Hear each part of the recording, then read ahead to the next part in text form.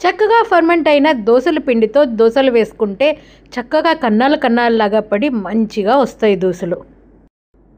టేస్ట్కి టేస్ట్ ఉంటాయి. చక్కగా ఫర్మెంట్ అయిన పిండి వల్ల మంచి గట్లో బ్యాక్టీరియా కూడా, హెల్దీ బ్యాక్టీరియా పెరుగుతుంది. గట్ హెల్త్ కూడా ఇంప్రూవ్ అవుతుంది.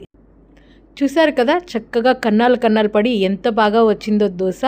ఇలాగ ఫర్మెంట్ అయితేనే మనకి మంచిగా కన్నాల్లాగా వస్తాయి అన్నమాట. ఇక్కడ దోశ మీద వేస్తుంది గానుగలో ఆడించిన వేరుశనగ నూనె.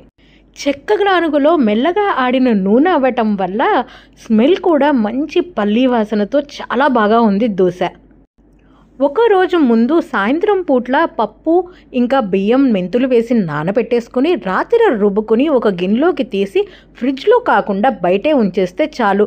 పొద్దున కల్లా పిండి చక్కగా ఫర్మెంట్ అయ్యి దోశ పర్ఫెక్ట్గా వస్తుంది. ఈ రోజు దోశలోకి అయితే చక్కటి ఎర్రకారం చేసాం, రాయలసీమ స్పెషల్. విజయవాడలో స్టార్ట్ అవ్వబోతున్న తినరో భాగ్యము క్లౌడ్ కిచెన్ పనులు చకచకా నడుస్తున్నాయి. తినరో భాగ్యము క్లౌడ్ కిచెన్లో కుకింగ్ కోసం వాడే వాటర్ని టెస్టింగ్ కూడా ఇవ్వడం జరిగిపోయింది. వన్స్ రిజల్ట్ రాగానే ఫుడ్ లైసెన్స్ అప్లై చేయగానే అన్నీ స్టార్ట్ అయిపోయినట్టే. బ్రాండింగ్ కోసం లోగో కూడా ఫైనల్ స్టేజ్లో ఉంది. ఈ క్లౌడ్ కిచెన్కి సంబంధించి ఇంకా మరిన్ని అప్డేట్స్ కోసం సబ్స్క్రైబ్ చేసుకోండి.